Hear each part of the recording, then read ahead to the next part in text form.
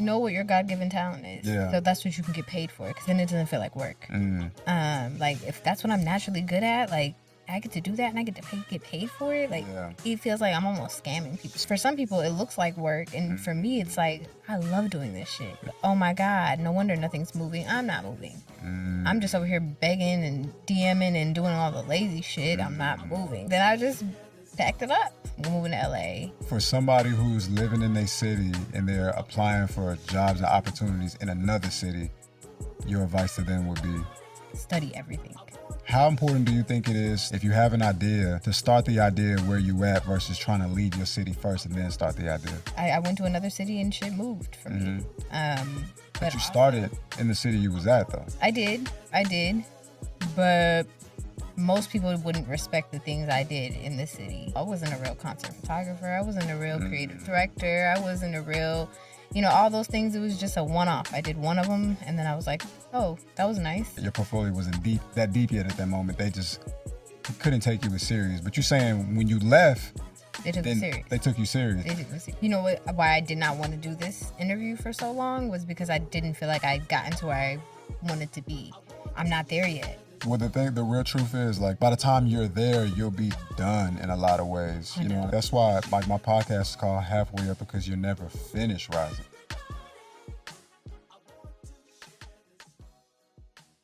Welcome back to the Halfway Up podcast, and I call it Halfway Up because you're never finished rising. This is my good friend Maharid here. We're gonna get into the introductions and all the good stuff in a minute. I just kind of threw her into this. This is kind of not her bag. This is kind of not her thing. She kind of doesn't do like the in front of camera thing. I don't know why, because she's really cool. She does a lot of really cool things. She has a very interesting journey, very interesting career. Do I? Do you not? Do you not? Yeah, this is not my thing. And I'm very uncomfortable. So why? I don't make no sense. This whole thing is You look good. I know, I'm not in front of the camera type of person. I'm behind the scenes, girl. You know that. I do my best work behind the scenes. But do you ever think about, like, you're doing all this behind the scenes work, right? And you're documenting people's history. But, like, whenever you're reflecting on all the work that you've done, you're not going to be that present in the documentation because you were the documentor. You ever think about that? You'd be surprised, and you should know this. I always got somebody with me that's like, hey, get that for me. You do. And you were that person for me when I was in Dallas, so Sure. I still do that to this day. I'm like, hey, somebody, get a picture of me doing this, or get a video of me doing whatever. Right. I got my little documentation. My documentary gonna be ready, don't worry. So I'm glad that you threw that in the mix, right? So my good friend here, we go back a couple years now. So you're not from Dallas. Where are you from? From North Carolina. Born in Ethiopia. Born in Ethiopia. Excuse me. Let it be known, please. Born in Ethiopia. Please let it be known. That's what the name's from. Meherat Kasahun. Born in Ethiopia, but I came to Texas when I was 2. And then we moved to North Carolina when I was like 5. I grew up in North Carolina, basically. And then when I was 21, moved to Atlanta. And then when I was 22, moved to Texas. I'm not really sure when it is that me and you actually started, like, working together. It's kind of, I have glimpses in my mind, like there was definitely some Starbucks in my memories and some stuff like that. But all I know is that what I think is so cool about me and you being here right now is that we met in Dallas and we both had ideas. We both had ideas of what we wanted to do, you know what I mean? Yeah. But I don't think neither one of us were nearly as rooted or close to that idea as we are now. No, it's crazy. Maybe we're not even fully there yet, right? But we're so much further now into those ideas. Like, we were literally at a Starbucks, editing, looking over footage, having conversations. You were, like, spearheading places that we would end up traveling to, connecting us with people, famous people who are doing, like, serious things in these creative spaces. And several years later, neither one of us live in Dallas anymore. And several years later, you live here in Los Angeles, and you're doing some really cool things. I live on the East Coast. I'm doing some really cool things. Yes, you are. And then here we are. So what I really want people to get from this conversation is just to hear the journey of two people who started from a base and then somehow found themselves like, damn, how the fuck? Because I know that when we was in Starbucks and we looking over this shitty ass MacBook, there's no way you could have like visualized being in the position you in right now. I did. You did? Mm-hmm. Like for the guy that you work with specifically? Mm-hmm. Okay. Mm-hmm. Okay. It was All very, very intentional. Okay. Very specific, written down, kind of creepy. But not at the point where I had met you.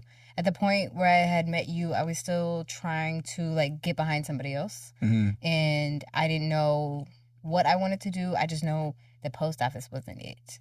And I was like, I can't retire here. I remember you working at the post office. Right? Yeah. So good job. It paid well. Yeah, good job. Yeah, it definitely paid well. And it allowed me to be able to afford, you know, coming to LA, you know, all those times. Buying me a ticket to LA. Right? All the things that I wanted to do creatively, it paid for. And it allowed me to do those things. So I can't knock the post office. I just was not going to retire there. Yeah, for sure. So, yeah, I think it was before that. Ran into you. I saw you were talented. You were trying to figure it out at that time, I felt like. Yeah, I was shooting.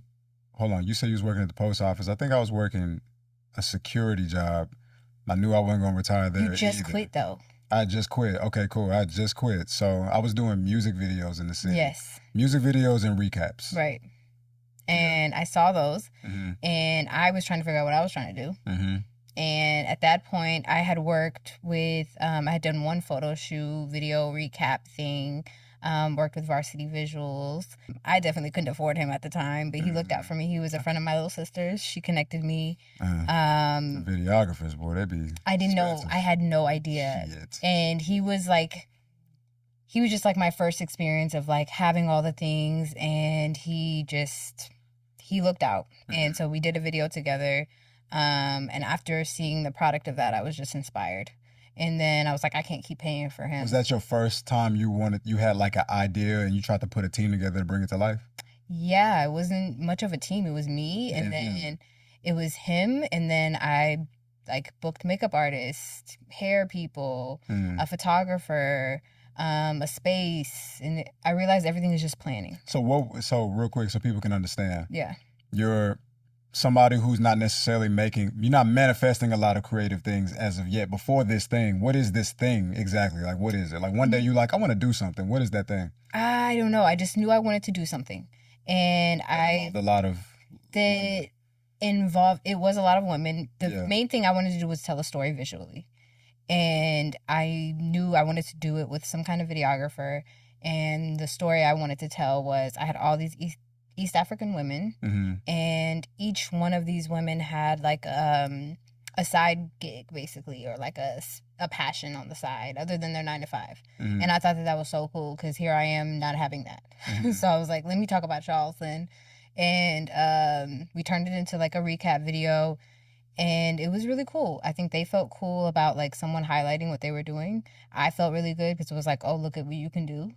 And all it was just logistics. Yeah. And it was like the shit I already like enjoy doing, which is planning. And that was like the first time I learned that like if you just plan something and do it, you can just do it. Yeah. And then I was like, I'm gonna just call myself a production company. Yeah. That was crazy. So I was like, you know what? Real big. I just was like, fuck it. Let's call myself Meet Mita Productions. And at that time, Meet Mita was what I grew up being called. It's a spice in Ethiopia. So I had a spicy mouth. So I was like, you know what? Meet Mita Productions. I'm a production company. I had one video. And then I met you. And I saw your videos and I was like, okay, cool. Let's do something. And you had just quit. And that's what, you just quit. Videography at this time. Staying with my mom, but full-time videography. That's right. But it just happened to be right around where I lived, so we could meet at this Starbucks, and we would just talk about like, here's what ideas I have. Before we even shot anything. No, just like I straight up ideas, and then it was just like, okay, work with the people around you, obviously. And that's when I ran into like David Morgan, Aiden, Helen Hailu, just all these like talented people around me. And I was like, all right, let me work with an artist. And I did the music video thing. And then after the music video thing, I was like, okay, cool, you can do it. Steven, let's hit Currency. And I think Currency was the first person that, like, probably one of my dumb, like, just bored one day, let's tag Currency in a post, and he responded. And then I was like, hey, can I shoot for you? And mind you, Meet That Productions is a joke. Like, it's just one photo shoot, and at that point, like, a music production video. company with no resume. No. With no portfolio. No, not at all. It was just, I just said I was, and then he was like, yeah, come on. And then that's why I was like, oh, fuck. And that's why I think it's so important to talk about how you got here, because time is changing, social media is changing, content is changing, but I don't think it never gets away from just that. Like, it could just be that simple. A lot of us is overthinking everything. Like, at this current position I'm in my life right now, I understand what you understood then now, you know, which is that it doesn't have to be like, oh, not everybody got a blue check, but it's like they got blue checks. Like, they would never pay attention or look upon little, you know, it doesn't have to be like that. Like, you literally just reached out, and a fucking very respected, esteemed, legendary figure was just like, yeah, come through. It's nothing to him. You know what I mean? And from you doing that one thing, like, you didn't have thousands of followers. You know what I mean? It's just you having the audacity to try. It was for sure. You got to be slightly delusional. Like you said, come professional, come respectful, add value. Always add definitely value. Delusional, because I was like, shoot for you. I don't even shoot. And so I was, for him to say yes, and then for me to not really even like have none of the pieces together. Now you got to go get this shit together. So then that's when I was like, hey, Steven, you can shoot. Can you just... I don't know if some of y'all know, my actual name is Steven. Some of y'all may or may not know. Wolf? Wolf, but that's fine. I mean, okay. Same person. Well, I call him Steven. Yeah. Wolf.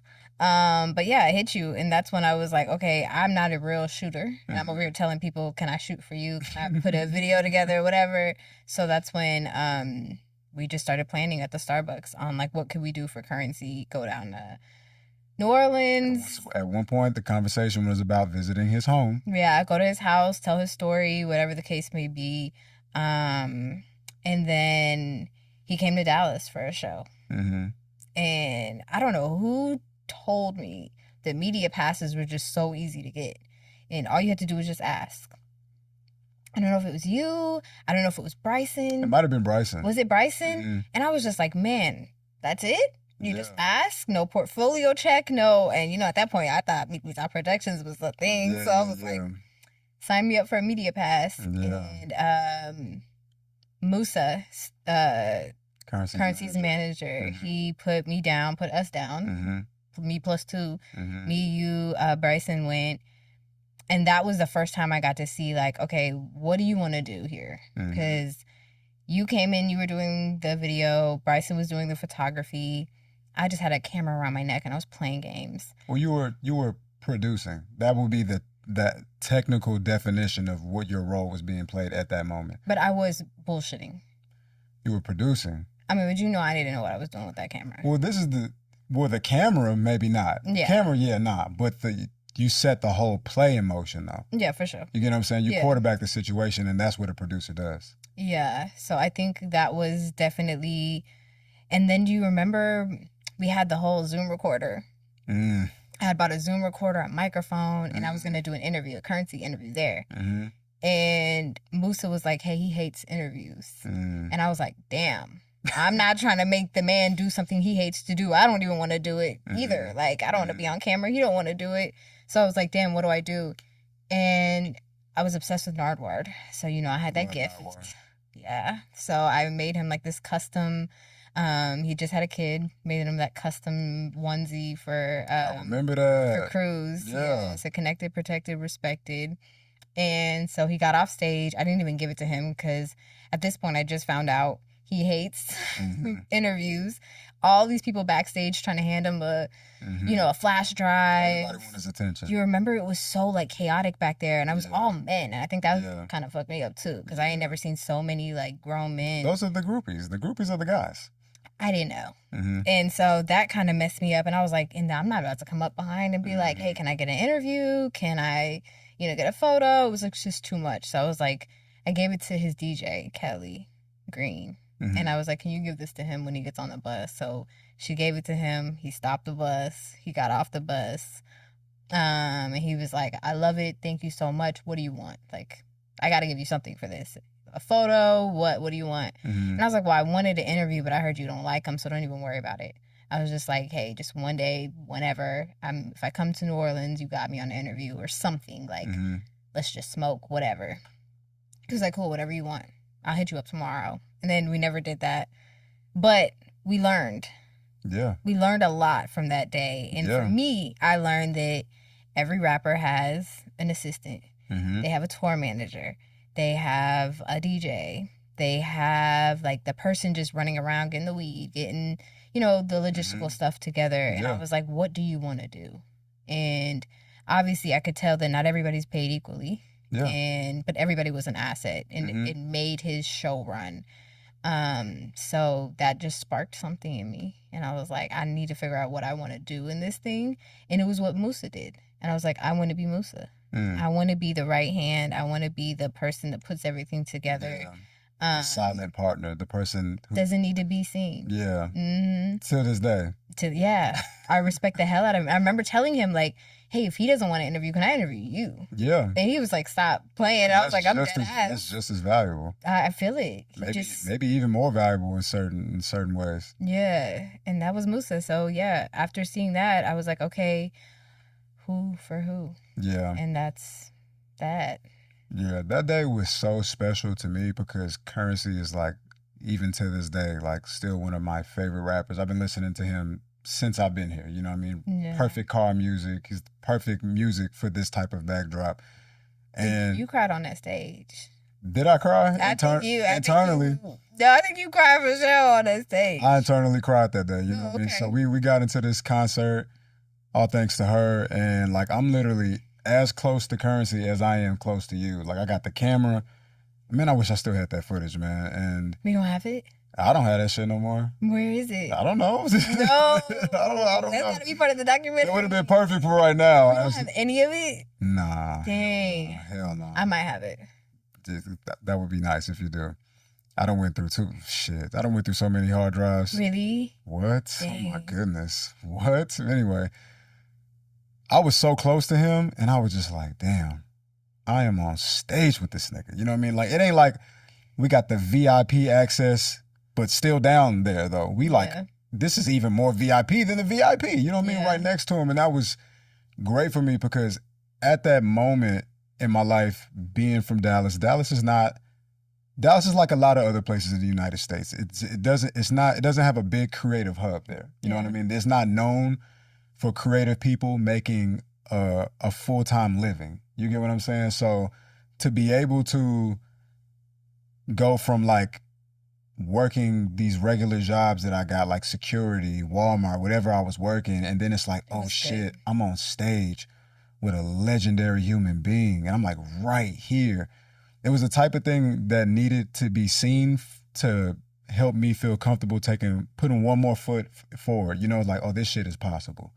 It's possible. For me too. Right. Yeah, and I wasn't even a big Curren$y fan. I just loved That's the crazy part about it. Mad about it. I was like, look, I'm not even like a diehard fan. He dropped music like every 30 minutes. So it was like impossible to keep up. Yeah. But what I did love about him was his energy. He was a goof. Like, he just knew how to have a good time. Like, his shows were a comedy show half the time. Like, you're laughing and you're rapping, and, like, it was just, I loved him as a person. Yeah. And then to see he was actually really a good person, and to let me just keep shooting for him. That wasn't just one time, like, again. And, he just, like, I will always love him for that. And not only Curren$y was there, but we met Larry June there. Yeah, I didn't even know who that was. And Larry June was that like... was a dub for me. He was definitely Larry June at that time, not the version of himself that he is today. He was a lot slimmer then at that time. I wasn't even a big fan of him, for real. A lot of people in Dallas was rocking with him, but then we also met Cardo that day, too.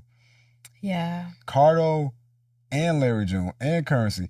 Bro, that's such a legend. And to this day, all three of these guys continue to collaborate and make Yeah. huge projects. Cardo and Larry just dropped like they fourth project. Yeah. You get what I'm saying? That was a great night, man. It was crazy because I didn't know any of these people. And what's crazy was the night before we went to that dinner, Brick had invited me and my friends with dinner. Because Brick is the reason why I got to shoot for the show. So he's like, hey, we're having a dinner. And I'm thinking it's just a nice dinner. We get to the dinner. It's a dinner for Larry June. I don't know who Larry June is. So I'm thinking it just happens to be all orange and everything's orange and oranges. And I'm just like, cool. And then he's over there signing shoes. And we're just like, okay, cool. Maybe he's an influencer. We didn't know what was going on. We ate the dinner. We had a good time. Next day, when we get to the show, and I'm back there fixing Larry's collar, remember? And I was like, let me fix your collar. It was like all wrinkled. And then he goes on stage, and I'm like... Performs 30 days. I was like, what? Oh, you're the performer. You're opening for Currency. And I had no idea. I was like, this was the guy from dinner. Bay Area legend, man. Yeah. Bay Area legend. So cool. What the fuck? So cool. Yeah, it's crazy. Let me ask you something. So, because I want to get into like... So we kind of set the tone for Dallas a little bit, and then I want to kind of get into Los Angeles. But before we even get there, for any person, specifically the women though, right? Specifically any woman who lives in a city that's not popular, doesn't have a huge creative hub. Maybe it's Idaho, Wisconsin or something like that. But they got dreams though. They got aspirations. They got shit they want to do, but not a lot of people around them they can look to for inspiration to do it. What's some advice you would give to a girl who wants to get into the creative space? Like, and creative is like a huge umbrella that can mean 100 million things, but you know she wants to do something creative though. What do you think what are some words that you think she should hold on to, or some things she should think about to get her mind right if she wants to realistically get paid? What, realistically get paid is one thing. Okay, well, and just doing it is another thing. I would just do it because I didn't get paid. I had to pay a lot before I could even get to the point where I'm getting paid. Okay. But yeah, so just getting into it. She working a regular job, something that's nothing like what her heart really desires. What's something she should be thinking about as she trying to really make that step? The hardest thing is figuring out what you want to do. And that was the hardest thing for me. And I don't think I think anybody that wants to get into it can get into it. You just gotta want it bad enough, in my opinion. And really just hate where you're at bad enough, as bad as it was. You know you hate it. Yeah, and I did. And I was miserable at that post office. And I was like, this can't be it. It took a few years to figure out exactly what I wanted to do, who I wanted to do it with, where I wanted to live, all the things. So what I would tell any other woman is dream big. Obviously, I could have stayed in Dallas. I could have worked local creative spaces or whatever. I could have been Meet That Productions. But also, I believe I could do a lot more too. So I say dream big. There's no cap to what you can do. You just got to believe you can do it. And like, it really was just visualizing for me, like just studying, understanding the space, observing, don't ask for too much, and like kind of get your foot in the door. And like, I played the long game. So yeah, like don't rush it. But enjoy the process. You know, I did a bunch of random shit till I got to where I was supposed to go. But I would just say, like, study the space. Don't get impatient. Don't, like, it feels like it could take forever. And it feels like there's moments where you're like, oh, I'm not going to get in, or it's not going to happen. And you just got to keep trying and, like, observe, really. And utilizing the people near you. I think that's one of the best things you did. It was like, okay, I know what I want to do, but I don't necessarily have the technical skill to do that thing, and I'm not about to spend 2-3 years learning it either. No. So who are some people that are good people, or at least good enough people, where I can work with them, and then we can collaborate, we can make this make sense for the both of us? Right. And that was huge for me. Yeah. I'm big on, like, work here. Work across. You don't always have to like go up. Yeah. And I did. That's huge. I worked with everybody I could around me before I decided, you know what, all right, I'll try for, LA. But before I was fully ready to invest in whatever I wanted to do. And, me and you team up, we make videos, we tell stories, all the things, like, let's really do this thing. And then just like, something about it didn't feel like, I don't know. I think I got discouraged. I don't know. It just felt like What, can't. discouraged when? I think I kept trying to like push other artists to do things. Oh man, that's a crapshoot. Yeah, and I was getting discouraged. Like, hey, like I want to shake you sometimes. Like, you really are talented.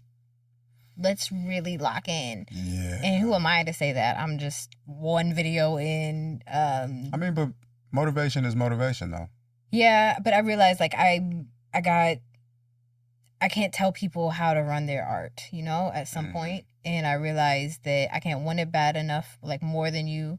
That's the hardest part about working with artists. That's a big reason why I wanted to completely get out of doing music videos. Really? Huge reason. Yeah, I remember when we talked about that. Like, huge reason. Artists are trash, bro. For real. Respect. Like I love music. I love the art of listening and creating music, but at the same time, it's like you start to understand artists are really complicated beings. You know what I mean? And like you said, you see the thing that they want. It's like, bro, it's not even that far away from you, bro. I swear, I see it. You just gotta a couple things and we could be there. You know what I mean? And then sometimes it's so hard for them to put that one foot in front of the other.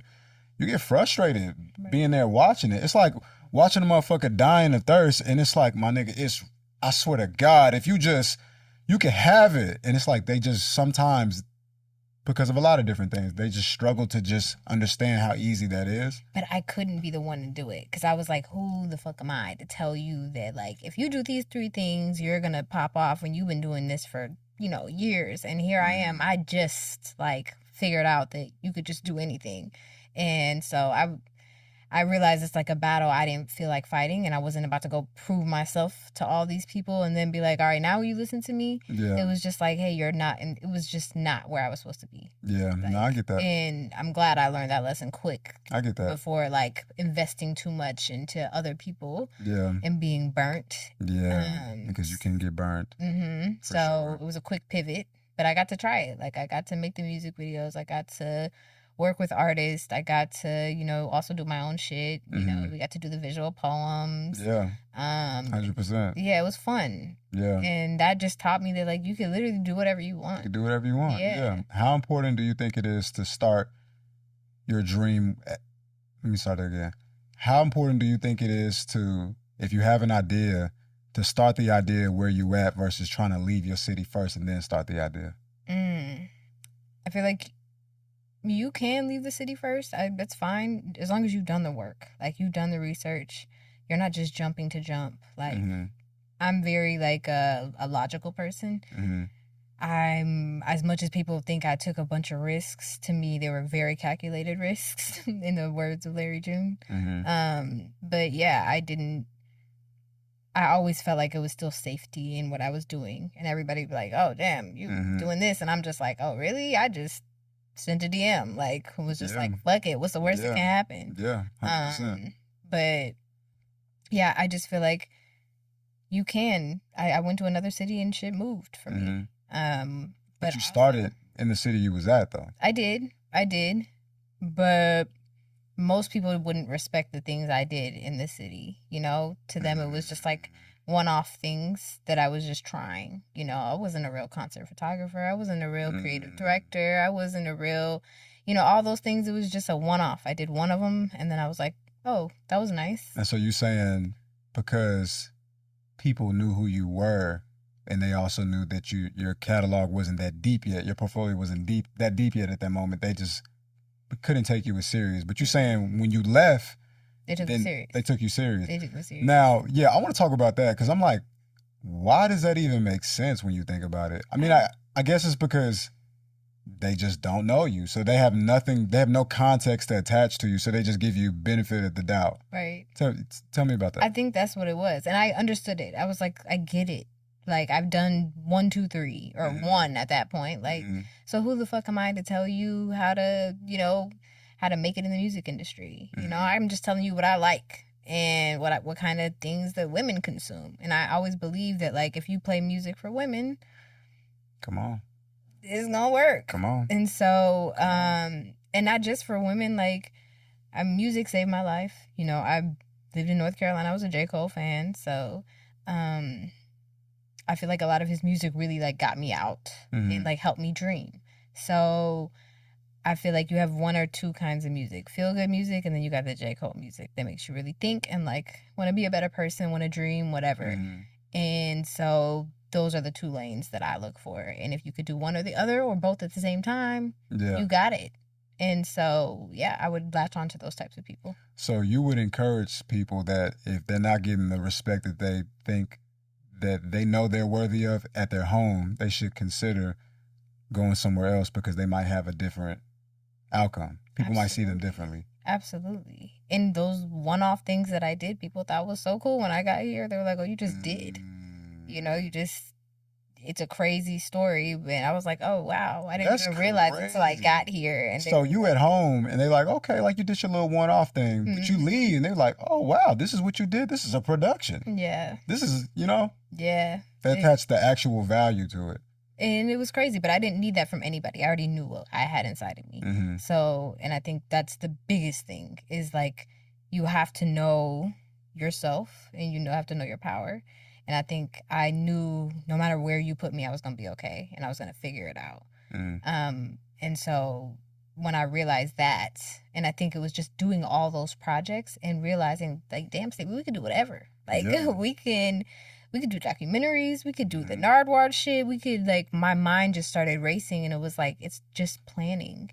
So, like, let's just plan. Yeah. And I was like, all right, cool. I'm going to just jump really high for the next one and plan that long one. Yeah. And everything we had done just set me up for, you know, being able to, like, get my foot in the door because we had done all these concerts or... that point, I'm not shooting at these concerts. You guys are shooting at the concert. I think we only did one concert, I think. We did Currency twice. Bryson went with me the second time. Oh, okay. I think you had moved at that point. Yeah, I had moved to New York at that time. So we did Currency. I did Mick Jenkins. I did Earth Gang, Erykah Badu. Damn, I missed all that. Yeah. Shit, man. Yeah. Damn. Who else? We did Isaiah Rashad. You didn't come to that.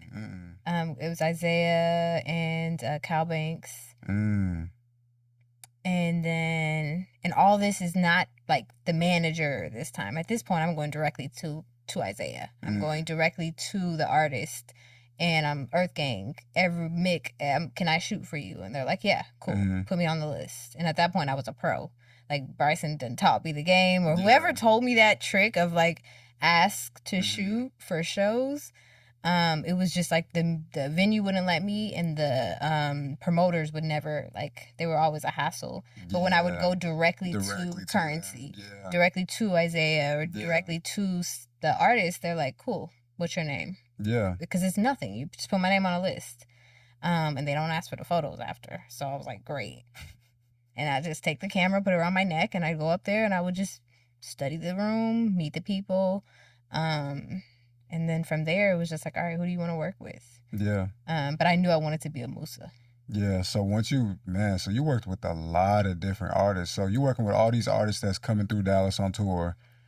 And at some point, after working with all these different artists, you find yourself in Los Angeles somehow.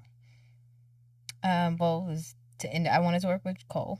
That was the end goal. Cole was always like, get to Dreamville. And that's why I was like, you know, strategic about the concerts I wanted to shoot at. And then randomly ended up in a clubhouse room and got on the stage with Ebe, and I'm like, hey, I've applied, I've emailed, I've DM'd, I've LinkedIn.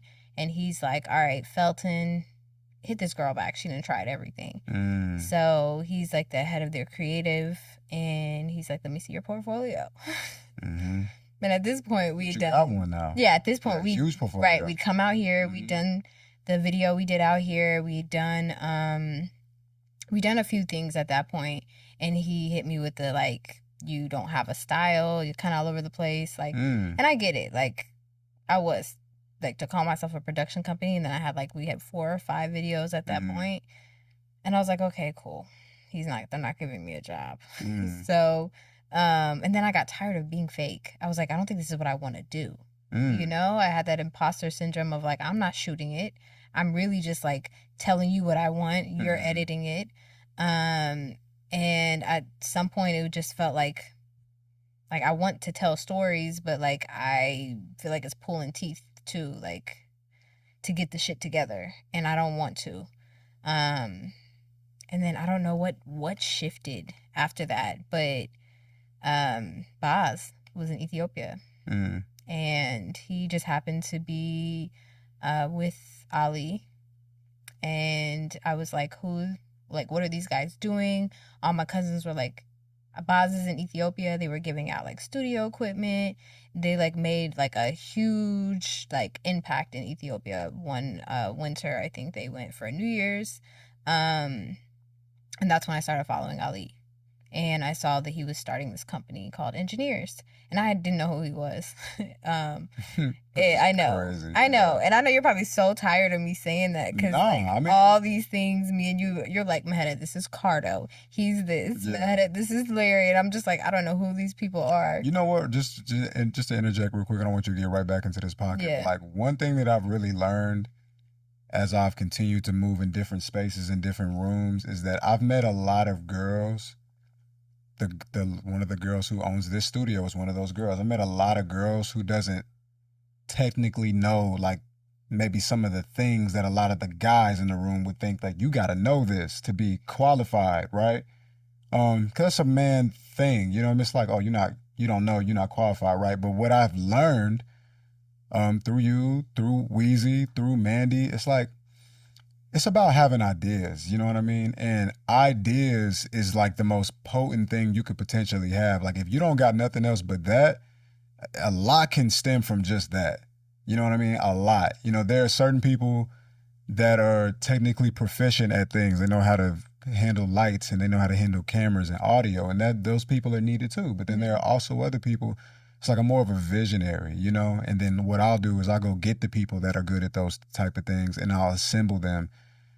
And funny enough, one of my biggest inspirations for kind of putting the camera down in that way, because you realize that those people who have the ideas are the people who get the biggest slice of the pay cut too.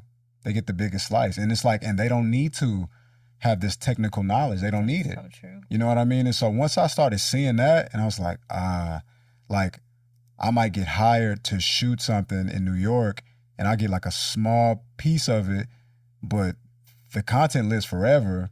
And if they leverage it correctly, they're going to continue to eat off of it. Right. So, you know, it's like a lot of guys think like that, and it's a short-sighted way. And you got to stop thinking like that. You got to understand that, like, it's not about what you don't know. It's about what you're willing to do. Mm. You get what I'm saying? So, anyway. I believe that. But I also felt like you can do whatever you want to. Yeah. Like, if you believe that. Yeah, I believe that. You believe it. Like, I believe that a girl from the post office can go work for Mix by Ali. Yeah. And it doesn't have to make sense. And I don't have to know any single person around him or any of these people.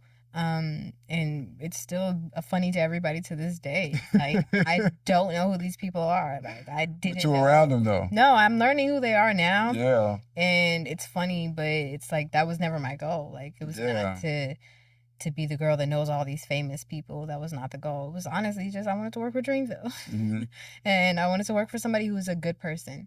And I think it brought me back around to like, oh, you still get to work with Dreamville, but now you get to work with Dreamville and right. That's ill. So, yeah, so I ended up just like studying, watching him, saw him build Engineers. Mm-hmm. And because Engineers is like just started.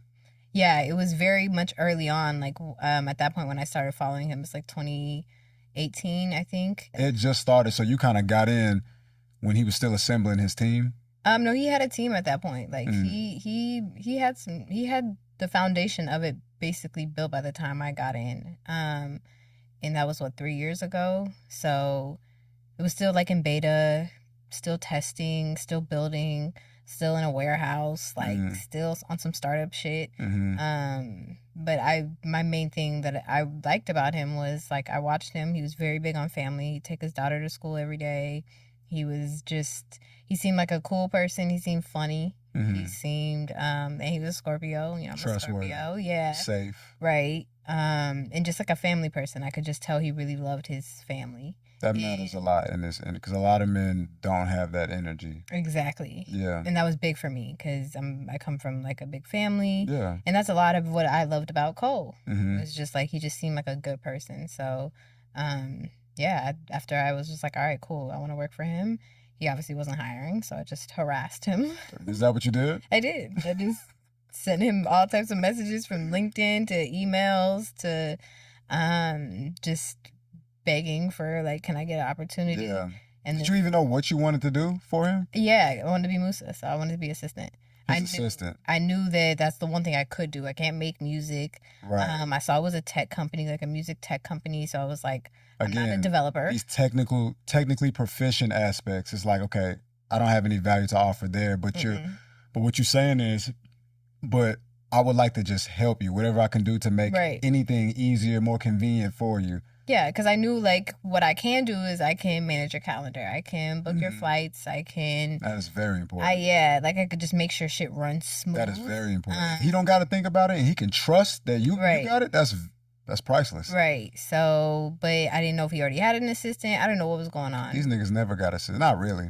He did at the time, which is crazy. But she quit. She quit? She quit on him. That shit ain't for everybody, bro. She quit. And I just happened to be in LA when he posted that he was looking for an assistant. He was visiting. I was visiting. And I was taking an interview for a law firm, like assistant to work at a law firm. Yeah. Okay. And I happened to be in town for that interview, and I didn't get that job. But on the way back from the interview, I saw that he had posted he was looking for an assistant. Still ignored me. Still didn't hit me back. And then I finally just got fed up, and I was like, you know what? It's been months, and I just sent it to Boz, and I was like, hey Boz, can you put in a good word for me? And he said, yeah, I will. And I was like, okay, cool. And then I read somewhere, saw something that said like, you can't ask for something you're not prepared to receive. And it was like, if this man calls you right now and says like, hey, come in tomorrow for this interview, are you ready to like come in for this job? I'm living in Dallas, still working at the post office, still like got an apartment, got my car, nothing buttoned up. So I immediately was like, no, I'm not prepared. That's tough. Alignment matters. That's tough. Like, you can't just sit back and be like, okay, dream. You got to actually put yourself in position. Yeah, the passion was there, but it's like the realism of it. It's like, but I need you today. Right. And that's how like that kind of industry works. It's not going to be like, oh, we're going to give you 2 weeks. Exactly and yeah, so I was like, oh my God, no wonder nothing's moving. I'm not moving. I'm just over here begging and DMing and doing all the lazy shit. I'm not moving. I like where you going with this. Yeah, so then I just packed it up. I started telling people I'm leaving at the end of the month. Right. And they were just like, okay. And they're like, for what? And I was like, I'm leaving at the end of the month. I'm moving to LA. And Betty was here, my best friend. So she was like, you could stay on my couch. I love a good couch to stay on. That's all we need. All you need is a good couch. Yeah. But at that point, I was like, fuck, because I needed something. I'm 30 at this point. I'm moving from like the South to LA, which people are just like, what the fuck? Cost of living don't make no sense. Like, and you're quitting a government job that you like almost 10 years into. So it was like, I needed it to make sense. And probably the week before that end of the month where I told everybody I'm leaving, I got a job at a spa in Inglewood. They offered me $100K to be an assistant. Wow. At an aerospace like engineering company. Wow. And one thing you gonna do, you gonna get to that bag. It was a black VP of HR, and she needed an assistant. She was willing to fly me and pay for all the moving stuff because we hit it off on the phone, and she was like, all right, you want the job? I'm gonna give you the job. I was the highest paid EA. And I was like, cool. That makes me feel better. It makes my family feel better. Like, now I got something, a job offer, right? So I got here probably 2 weeks. I got one check from that place, and he hit me. And he was like, you still want the job? And I was like, are you kidding me? Wow. And it was like, literally, it just felt hilarious. It was just like, that is crazy. Wow. For months, I have been begging, and like, I just got here, just got situated. Yeah. This lady loves me. I'm like, I bought all these pantsuits thinking I was about to be some corporate baddie. Wow. And yeah, he hit me on Father's Day and was like, "Are you still interested?" And I was like, "Yeah." He was like, "Cool, I'm gonna call you at 5." And then he called me and he was like, "You came highly recommended from Boz." And I was like, "Oh, okay. Do I?" And he was like, "Yeah, he spoke very highly of you. Can you come in tomorrow?" And I went in the next day. I told him I had COVID, the job that I had taken. Mm-hmm. And they were like, "Cool, we'll give you 2 weeks COVID pay." And I went in, and he was like, "All right, cool. You can start today." You a hustling motherfucker. And I was like, he basically was just, I was like, "Look, I'm out here by myself. My only ask is like, I don't want to struggle. Mm-hmm. Like, I don't know what it's like to live in California. Mm-hmm. I don't have a daddy out here, a brother out here, nobody out here. It's just me, yeah." Mm-hmm. So I was like, "Please, I don't want to struggle." And he was like, "I got you. Quit your job." So I quit right there in his office. And that's it. Same day, took me straight over to a Dreamville riding camp for Creed. And it was like, here's every single person that you ever wanted to meet, from Cole to Boz to, everybody that I had just felt like for the last 3 years I'd been chasing to work for. And it was like the first day of work. You get to just sit right there and see everybody. And I got to say thank you to Boz. And he was just like, "I had a good feeling." And I was like, what the fuck? What the literal fuck? Yeah, what the literal fuck? Why would you do that for me? But I love him. But people like him, like Currency, I just, like, I'm forever indebted to.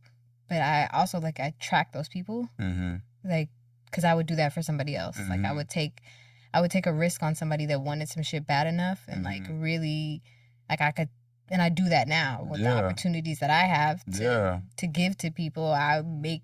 When I see somebody really trying and really want something and I see myself, I'm like, yeah, let me help you. Yeah. Let me help you get up on that next step. Wow.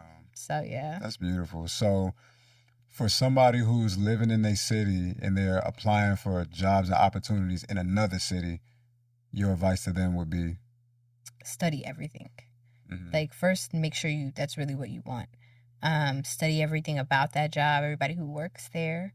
Like, follow them on Instagram, on LinkedIn. Make sure you know every employee there. Make sure you understand everything about that job and role, and really consume yourself. And, like, this is about to be your life. Mm-hmm. And so you should know everything about it. And also, because I'm asking that because a second ago you were saying you applying for this job with Ali, and then he like, "Okay, so what's up?" You were like, "Oh." Prepare for it. Like a nigga, I'm not even ready to leave right now. Yeah, you absolutely need to study it and prepare for it. Because once you study it, you'll know exactly what you need to do to get there. Mm-hmm. And I feel like that's all it was. If I hadn't studied it, I wouldn't have known that Boz was his best friend. I wouldn't have known that, like, oh, I could just ask. Mm-hmm. There's a third door here.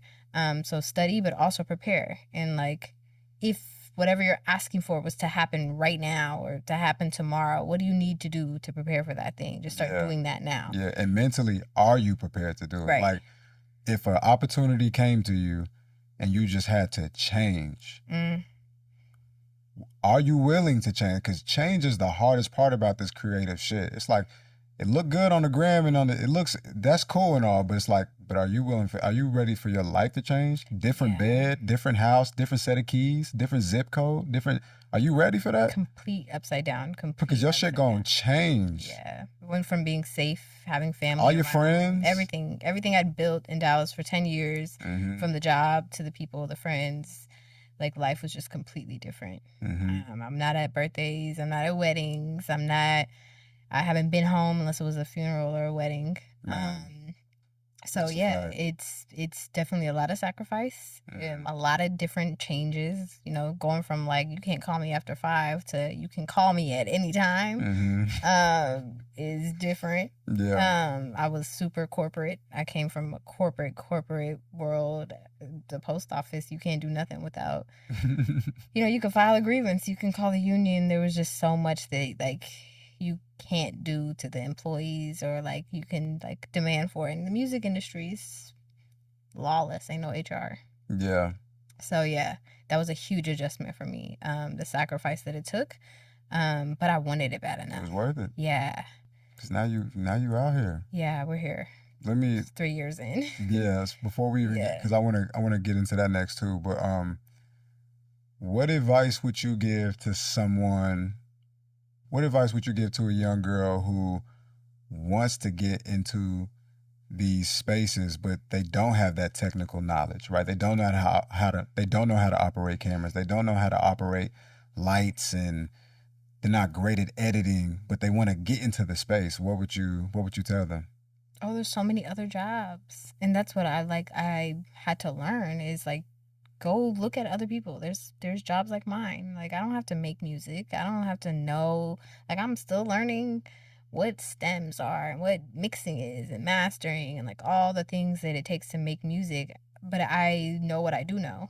And I know we got to be somewhere at 5, and I know what time we got to, have shit together. And like, there's a role that you can add and there's value you can add with your God-given talent. Mm-hmm. And for me, it was just like putting shit together. I can put some shit together and I can execute. I'm really good at like just like problem solving and executing and just cutting out all the like emotion out of things. And that's probably just being African and growing up in, I'm a PK. Mm-hmm. So I'm really good at just like cutting out just emotion and really head down, locking in, focusing, doing whatever the fuck you got to do to get somewhere. Yeah. So my advice would be, do that. Mm-hmm.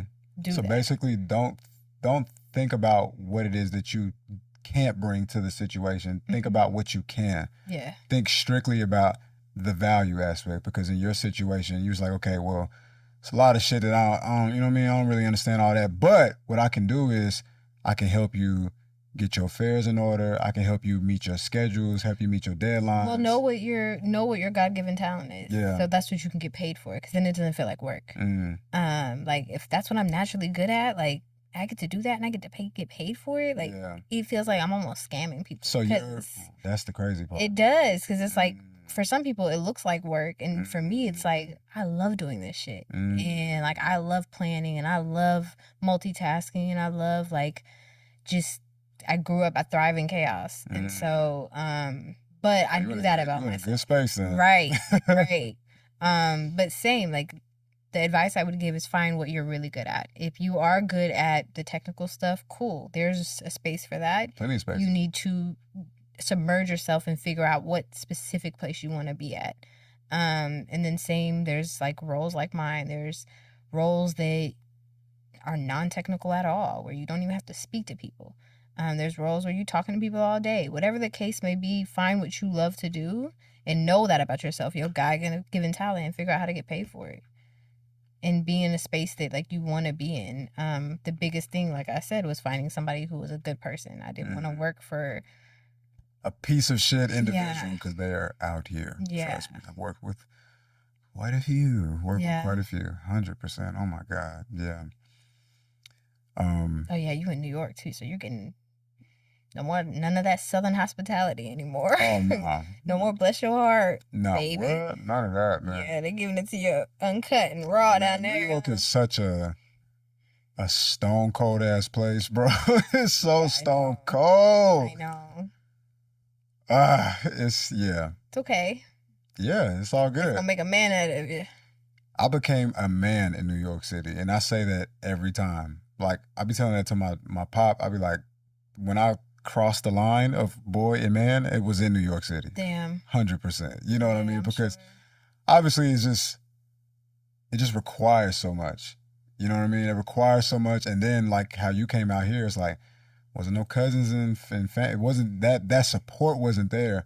So you really stepping out on faith. You know what I mean? Yeah. Really stepping out. But now that you're here, right? So you're working with Ali, which is fucking awesome. You left your city where you were doing good in your city, then you came to another city completely, and now you're doing good too. But LA is not Dallas, and Dallas is not LA. Ooh, no. You know what I mean? So tell me, please, like, what is that transition of cultures been like? Like, it's so different. I tell people all the time, it doesn't feel like home. Okay. It feels like I'm on this extended vacation and I'm gonna go back at some point. I think I'm gonna go back at some point too. Oh yeah, but I still don't want to go back. That's the thing. Mm-hmm. Like the thought of like living in Dallas again also scares me. Really? Yeah. Now I just feel like it's too slow for me.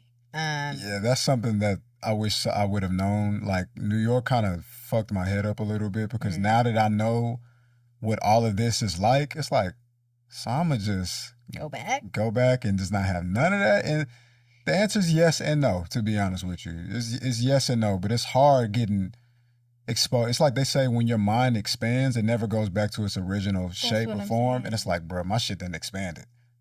And like after you see that you can do basically anything. Yeah, that's another thing.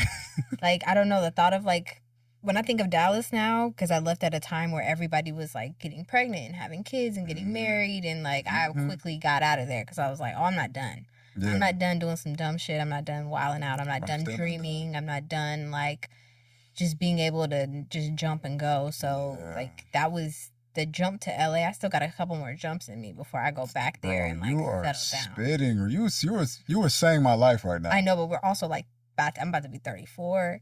It's like I don't know. I mean, I think that to be 34, I think that's still a okay time in your life. If you were 37, 36, I feel like 34 is still a great time because you still got, like, I would say within the next 3 to 4 years, in my mind. Okay. In my mind. In the next 3 to 4 years, you still got that time to take those steps toward the next thing, whatever that is. You know what? Why I did not want to do this interview for so long was because I didn't feel like I had gotten to where I wanted to be. And I still feel like, I know perspective is crazy. Because people will be like, Mehta, you've done so much. But I'm like, there's so much that I feel like I have to do. I get what you mean. You said that. Yeah. You know what I mean? And so it just feels like I'm not there yet. I still got that little bit of imposter syndrome still left in me. Well, the real truth is, like, you probably will never, by the time you're there, you'll be done in a lot of ways. You know what I mean? Like, that's why, like, my podcast is called Halfway Up, because you're never finished rising. You know what I mean? Appreciate that journey, right? Yeah, you know what I mean? It's like, also, though you're not done, it's really important to acknowledge where you are at in the timeline, because the thing about this moment, even now, is so fleeting. Like, you know how fast these years go. They go by so quickly, and like within 2 years from now, your life will look so different. And if you're moving too fast, you'll look back at this moment and be like, oh damn, like the moment, hindsight is never as bad hindsight as it was when you were presently in it. That is so true. It's so true. You have no idea, man. And I'm not present. That's something I've got to be better at, is like, and that's also because everybody around me is like that. It's like they don't like sit in it. They we keep going. Like we'll have a win and it's like, oh my God. And I'm just like, I don't know. I'm just like, oh my God, I just met Stevie Wonder. And it's like, keep it moving. We just got to keep it moving. Yes. It's not even a big deal anymore. It's just like, we just keep it moving. Like it's just... And at some point, I'd have to sit back and be like, bro, what the fuck? Like, you've done some things. Like, you've done some things, man. And it's... You're doing a thing. I guess, right? Yeah. But yeah, like, it just goes. Yeah. And so I'm trying to be more present.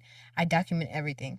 Good. I got 50,000 videos, photos. Like, for someday, like, somebody will see, my kid's going to see, like, the whole thing. But I've documented every little I've been vlogging all day today. Really? I vlogged you walking through the door. Damn. Damn, that's crazy. Yeah, I have nothing.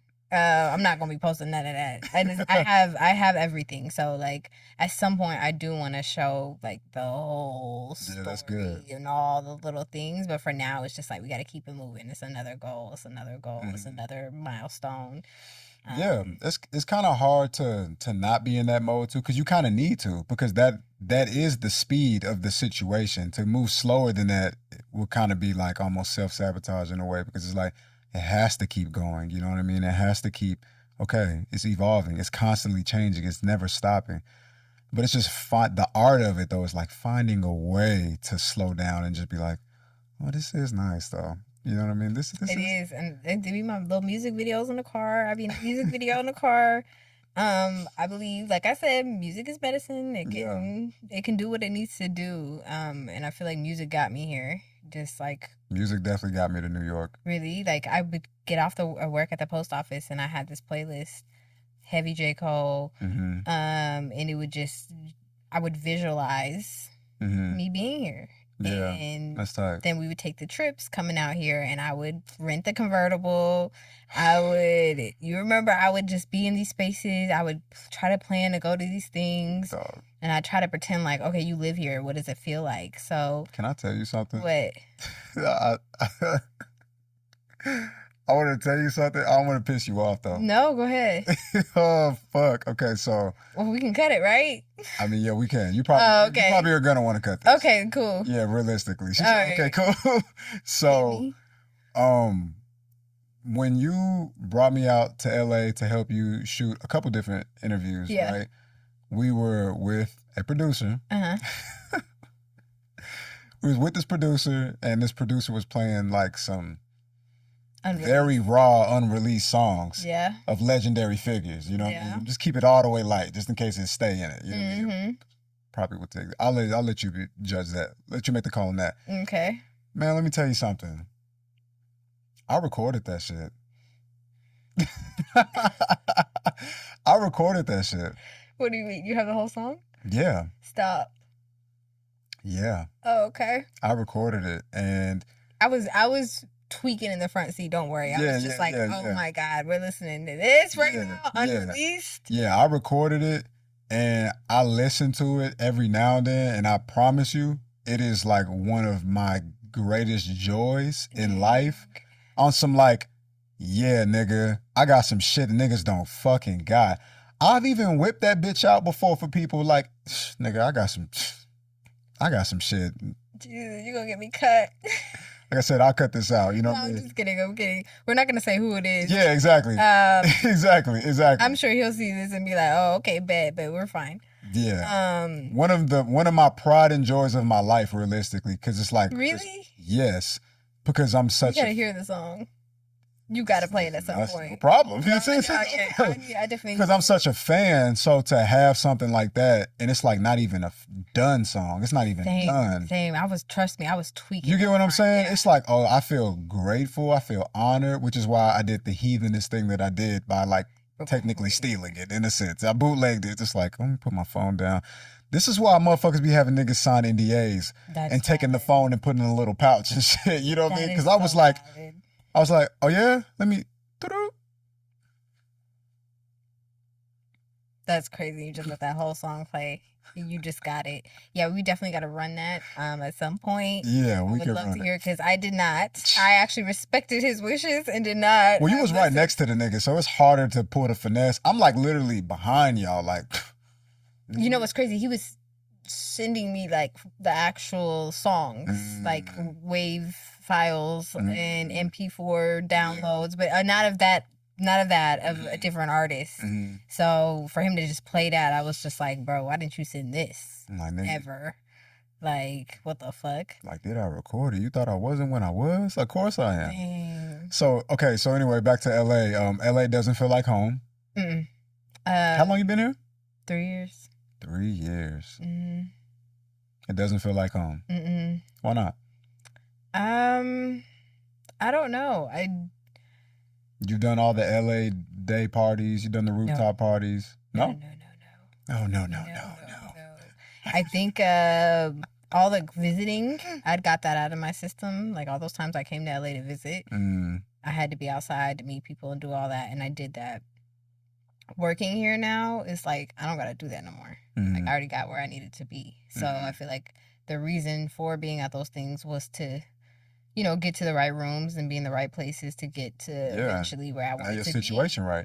Now it's like I don't need to do that anymore. So I feel that heavy. Yeah, I don't do it. So like I feel that heavy. Niggas don't talk about shit like that all the time. Like, you want to go here, and I'm like, no. Do I have to? If I don't, then I don't want to. Good. Yeah, like. If it's not part of my job, I don't want to be there. So no, I love that. I respect that a lot, actually. I think I went out a few times when I first got here, and it was just not my energy, not my type. Like everybody just seemed to be like chasing something. And that LA thing that people talk about. I hear about it in New York all the time. Oh, it's so crazy because I lived here for that first 2 weeks working at that aerospace company. So you can imagine we're going out, me and my best friend, people are like, where you work? I'm like, oh, I'm a assistant to, this HR lady at this aerospace place. People are like, okay, cool, nice to meet you. 2 weeks later, I'm assistant to Mixed by Ali. And it's like, oh, cool, add me. Let's get together, let's connect, let's have lunch. Like, energy changed. So it really is like that. Bro, it was day and night, and it was so uncomfortably, like, black and white that it was like, damn, y'all, like, what the fuck? I've met you before, and now you reintroducing yourself like I'm a whole new person. So I meet a lot of people from LA. They happen to be in New York at the time. I work at the podcast studio, so I hear a lot of shit about what LA is like. I'm not here like that.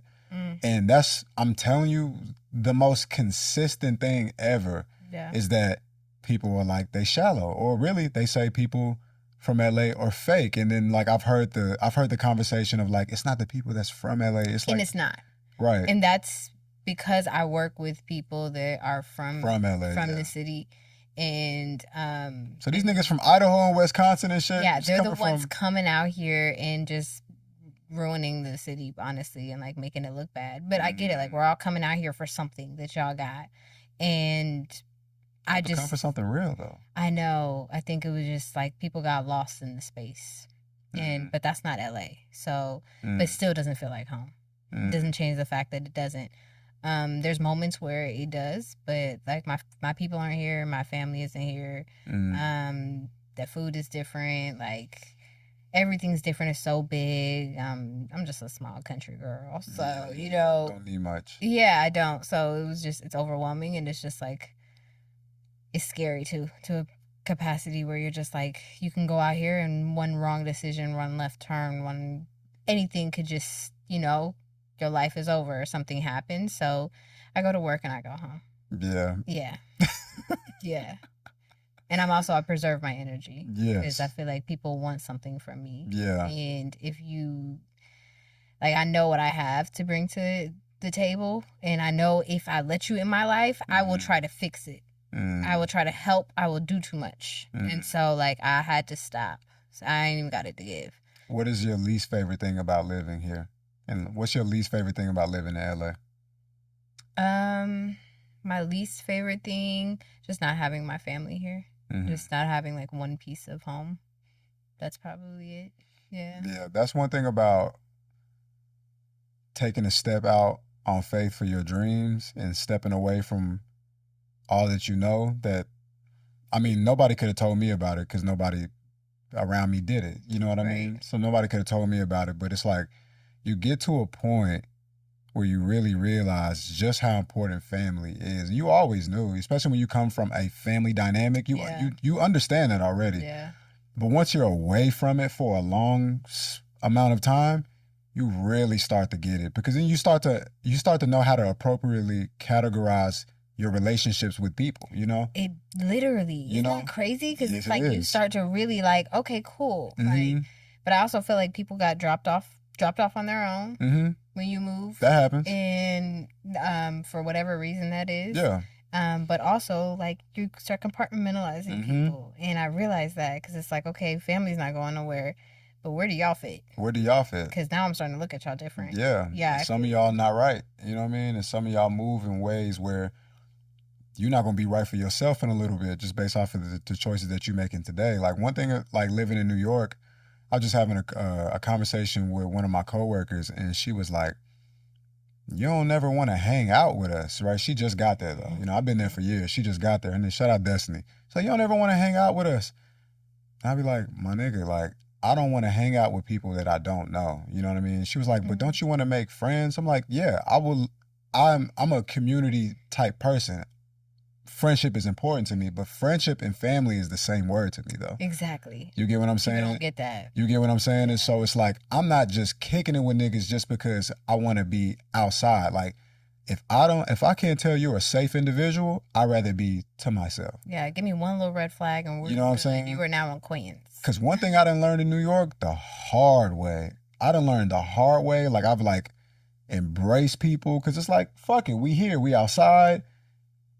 Ah, man, and regretted that shit. And it was like, okay, I always knew that, because sometimes you're such a good-hearted person, you just be like, man, I got love in my heart, I got love to give. And then you give a little bit of love to the wrong motherfucker, and then they say don't bite the hand that feeds you. Be like, damn, niggas would do me like that? Yeah. Not me. Yeah. Yes, you, Yeah. nigga. So you just got to be careful. You know what I mean? I'm with you on that. Yeah. Sure. I call it preservation. Like, I'm preserving whatever I have left of me. That's why I feel what you're saying. I'm like, preserve it. Because, like, people will take from you, and I look at everything like energy now. Like, it's just like it is, right? And people hate all that energy manifesting stuff. So it's like, if you want to, but I know, but it is what it is. Yeah. Like, at the end of the day, and like, I recognize like the power that I have, the energy I come with, and I also like want to preserve it for the goals that I have, which are so fucking big. And I got a big family. I got people I care about and love, and because we give so much, it's like I'd rather preserve that for this goal in my family and the things that I do care about and want. Yeah. The minute you start giving it to people, like you just giving it. You just got to make sure that they worthy. I just ain't got it no more. Yeah. Like I don't like, and I hate to say it. Like I hate when people are like, give me your number, let's da da da, and I'm like, because you genuinely just don't. Yeah. I can't take another one on. Like I just can't. Like I don't have it to give. Like I'm already so focused right now. Like I can't have another person I gotta let down or feel like I gotta dance around, you know? Yeah. Turning you down. So I go to work and I go home. Yeah. Yeah. What's your favorite thing about living in LA? I think seeing so many, I think I got exposed to like a culture here. People dream here. Sometimes it's like too much. Like, yo, you working 4 jobs to say you live here, but damn. There's that. But at the same time, people's story. Yeah, like I've seen a lot of actors living in their car. I've seen just a lot of producers, engineers, just people really coming out here and like thugging it because they really like want to, or like feel like this is going to bring them to where they want to go. So I have a lot of like sadness for them because I'm like majority of them won't ever really get there, but also I'm inspired by it. Like you know, I grew up in a town where it's like you go the logical route. You know, nursing school, engineer, like you get that job, you get married, you get to buy the house, you have the kids. So to see all these people in LA struggling to just prove a point, or like, you know, just to be able to say they here, like a part of it I gotta respect. Yeah, I mean, I did it too. Yeah, oftentimes, like when I find myself, I don't complain a lot.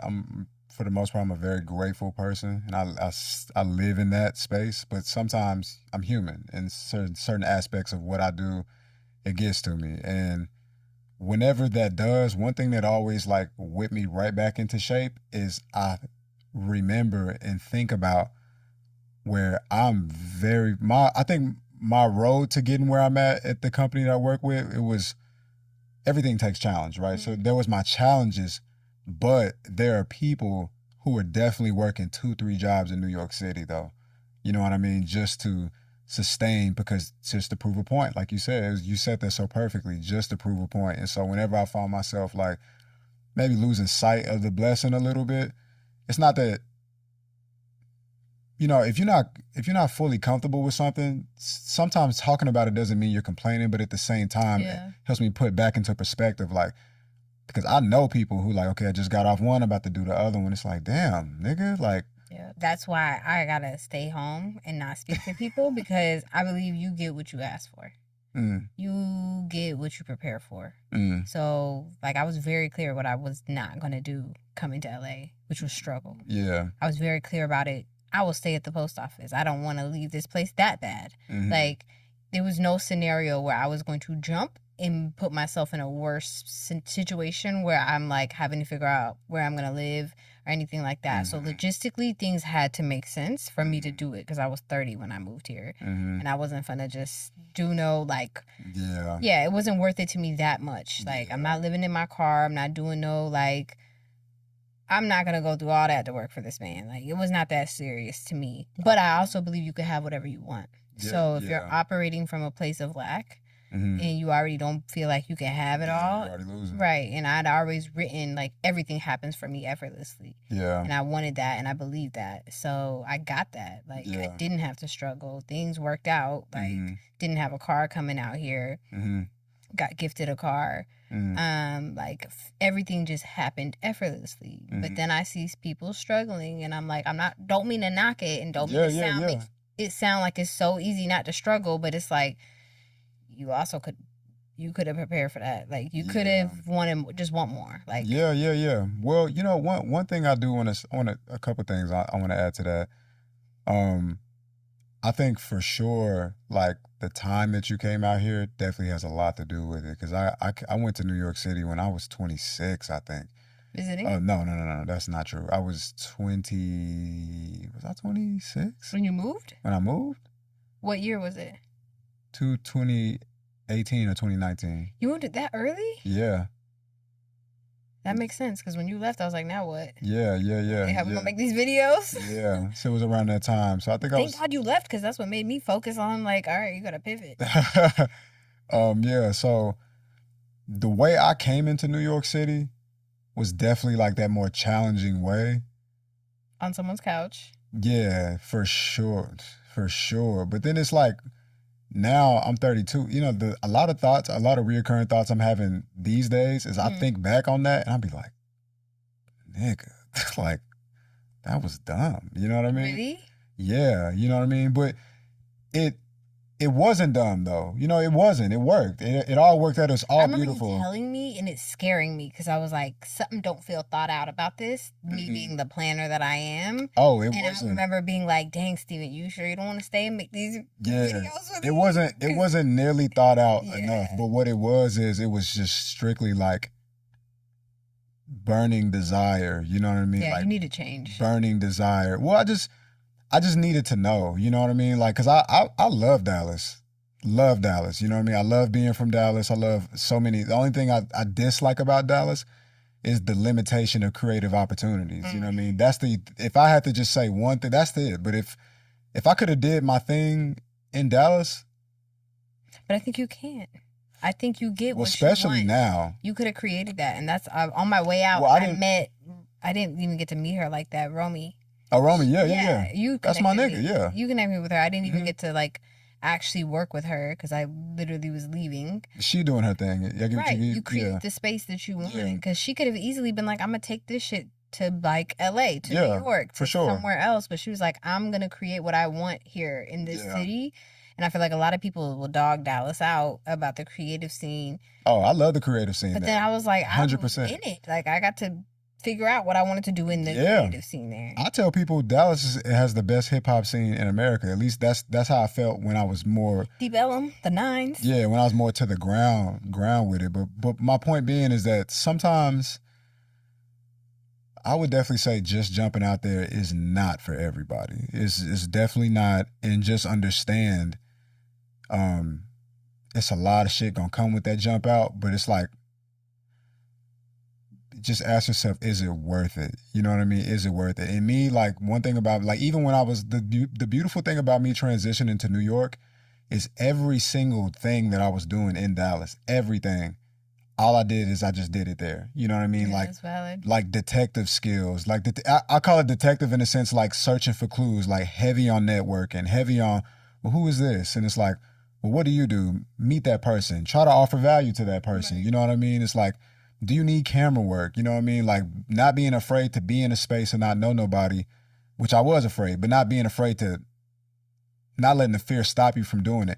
All this shit I was already doing here, I just took it over there, and it was like, oh, you get tenfold. You know what I mean? It's so different. You know what I mean? So the question, same to you. Do you feel like leaving your city, like people finally saw you for what you were worth, or like do you feel like you were seen more and appreciated more?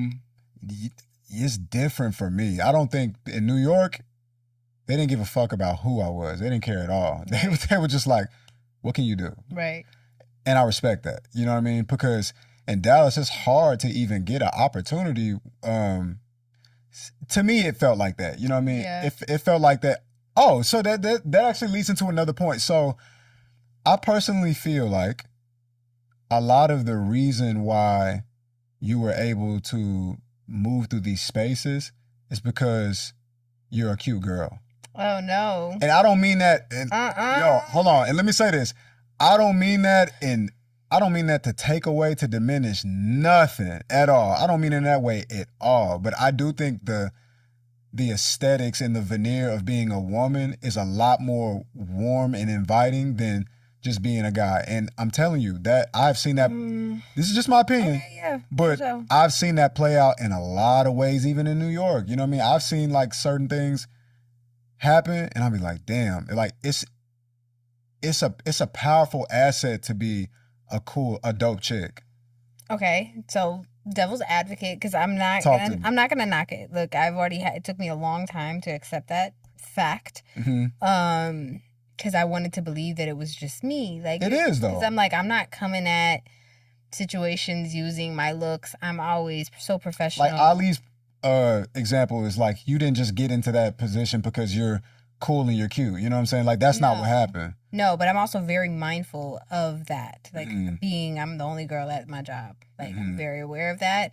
I dress baggy clothes all the time. You will never see me with my titties out, ass out. Like I'm very mindful of how I carry myself in the music industry now that I'm here. But at the same time, I got a lot of people that would say like, oh, Curren$y let you shoot. It's because you're a female. It's because you're cute. Oh, such and such let you shoot.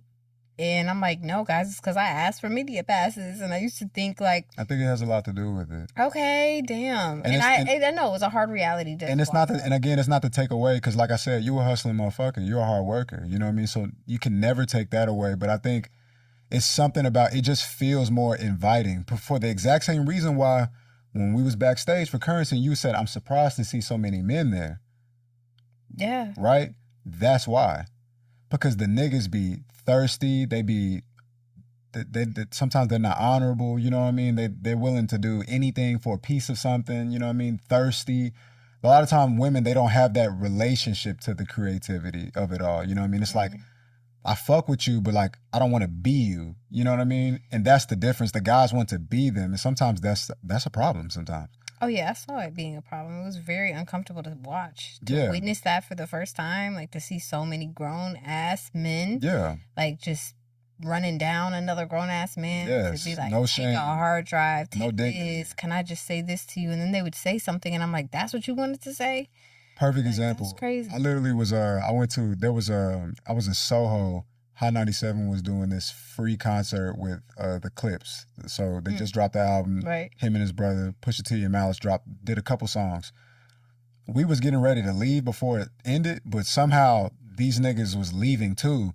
And so literally Pusha T and Malice is like right next to me before I realized it, with like huge security guards around them, getting ready to put them into the truck. And of course, people are seeing that they're leaving.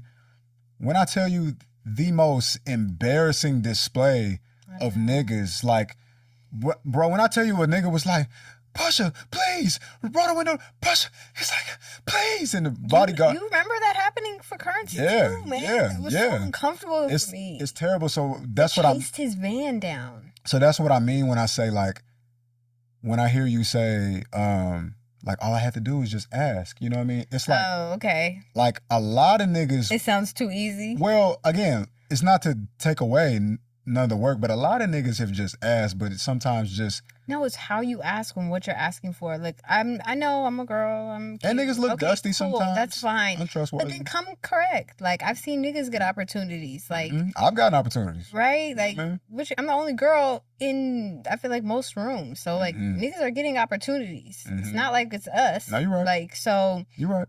That should say a lot in itself. But also, like, I feel like it's how you ask and what you ask. And, like, people will give you an opportunity or like talk to you if you just come correct and you're bringing value, but you're not being a weirdo, like period. And I feel like don't be a weirdo. That's all it was. Like, and I had the benefit of not knowing who anybody was. So yeah, I can sit there and kiki with Cardo and Larry, not know who these people are. And to this day, I'm in rooms where I'm like, I don't know who you are, and you might be a very big deal. I treat you regular. Right, because at the end of the day, you're still a person. And I'm sure they love that. They do. Please don't do the screaming and all that picture and sneaky shit and I don't have it to give because I've seen too much at this taking point. pictures on the low and shit. Like, please. Or recording songs in the yikes. in the car. Yeah. Walk right into that one. Touche. Yeah, you did that. Let's not do that. Whoa. Oh Yeah. shit.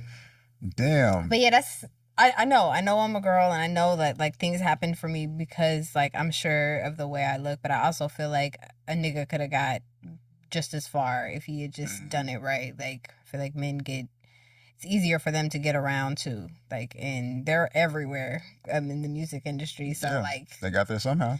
right, like where my girls at? Like Where my girls at? what's going on? Why we not busting down doors? Why we not asking for what we want? Is something wrong? Like I don't understand. I think with girls a lot of the time it just come down to taste. I think a lot of women's taste is outside those spaces. In the sense of like, I yeah. know there would be so many women that would love to do No, they're there. what I do or like be in the space and They're like definitely there. would be great at it. They're there. I just don't think it's many of them. Yeah. And then it's like there's not many positions to be filled either. You know what I mean? It's like this like there's not necessarily like how much more space do y'all have on the team for another woman? Oh, we've had them. I honestly what I think it is like it takes a certain type of woman to work in this space. Indeed it does. And Indeed like ain't no HR. Mm-hmm. And as someone who got who minored in HR, Mm-hmm. and I'm probably the biggest HR violation at my job, but yeah, like things will be said, you will hear things, you will see things, and you can't take things personal. You're gonna work crazy hours. Yeah, you work crazy hours, you travel, like they're gonna expect crazy things of you. Exactly. Last minute things. Right. And it's just like it's a whole lot of stuff and you just gotta have a backbone for it. Everybody's not with it. There are people that have and it's cancel culture. People can't trust, and I see why there's not a lot of women in this space too. I get it. Like there's not a lot that can handle it, and at some point, women just want to they get tired or they're gonna report you or whatever. And like I get it. I think I grew up around so many men, and I had brothers, and I kind of talk like a nigga too. So and you know their ways, right? You know what I mean? So it's like I'm not with the goofy shit. Yeah. And I'm one of the guys. Like deep down inside, like I'm one of the guys. So I let shit roll. I don't take things personal. I still will stay what I need to say and like protect myself at all costs. But I'm logical about things. Like words don't affect me like that, and like I don't let things like cripple my whole world. So when I see women like. Yeah, that makes you rare in itself. Yeah. Just that alone, because shit be crippling motherfuckers. Yeah, and I can't let that I'm not gonna give somebody my power. Yeah, you just can't be soft in these spaces. There it is. You gotta be built to win. You gotta be built to last. That's it. Well, you can't get your affirmation from someone else. You can't expect I don't get my flowers every day. I don't get a thank you. You know, we appreciate you sacrificing, having kids and getting married and doing everything you're supposed to be doing at this age to be here to help us. It's around the corner, though. You don't get it, but it's fine. Like, I didn't come here for that. I didn't come here for a thank you. I know what I have, and you have to be able to, encourage yourself, be your own, cheerleader, be your own support system, and get that from yourself. Because if you're depending on it from someone else, it's nah. So if LA is not going to be the forever place and Dallas is not necessarily what the next move is going to be, then what are you thinking? What are your thoughts? If y'all's winters weren't so bad, it'd be New York. Really? Yeah, honestly. The winters have actually been a lot. Apparently, since I've been there, the winters have been much better. Oh, okay. Doesn't really matter to a nigga like me because I'm like, fuck out of here. Yeah, so you're coming from Texas, so everything's bad. New York, I love New York. But I don't know. Because whatever situation I'm in, when it's time to do the next jump, it's going to be, I'm going to look like a whole different person. My bank account's going to be a whole different situation. I'm gonna be just a whole different version of myself. So Yeah. I don't know what that version of myself, like, she might want to stay here. She might want to buy a property on the water. She might want to go to New York. She might want to have, like, I don't know where I'm going to settle. Coastal.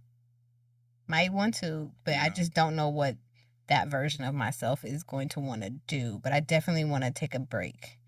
So I don't want to be a home. Like, I don't want to have a station just quite yet. I kind of want to move around for a little bit. Yeah, I'm thinking definitely not moving to LA. I don't like it. I don't like it here. Really? I don't like it here. Talk to me, why? It just, man, I've been here so many times, man. It never does it for you, huh? And so many times. And I feel it immediately. And then it's like, I just be waiting. And it's happened. I be waiting until, like, I don't feel it no more. Like, maybe I'm driving around this day or something, and it's like, okay, I'll see something. You know what I mean? But, like, I don't know, bro. Like, there's an evilness to this city, too, I feel like. I'm not going to, but, you know what? And I want to say that because, sure, that's true, right? But then I'm like, it's an evilness to every city, right? That's valid, too. Right? You know what I mean? But it's something about the way LA markets itself, and then what I see when I get here, and I just be like, I don't know. It's just like I'm just not in love with this city. You know what I mean? Like, I'm in love with New York City, 100%. But I'm just like, I'm not in love with LA at all. You know what I mean? Doesn't feel like home. Like, there's no parts or pockets of it. Like, there's little moments where I'm like, oh, I like this thing, like you said, or like this moment right here feels good, but like it never sustains for a long period of time. Yeah. Yeah. You know what fucked me up today? I was looking at the sky, and I was like, why does the sky look dingy even though there's not a cloud in it? It's always like that. And then it took me a minute to realize, like, is this what people be talking about, smog? Is that what that is? Yes. And I was like, I don't like that, bro. Yeah. I don't like that. A whole dirty ass filter on the whole Because the sky means a lot. I get a lot of energy based off of the sun and it being a nice bright day. It's like, how it's bright, but then I don't like that. Nah. If I didn't work like in the valley where it's like cleaner. Yeah. Like clear. Oh, like, right. Driving out to certain spaces is not like that. Yeah, but like if you right here, like out my window, it's just all looks like a dirty ass filter on the city. But that's how it is. It's like you're inhaling that. There's also a fire. Like yesterday, there was like like hundreds of fires a year. Like, yeah, there was a fire.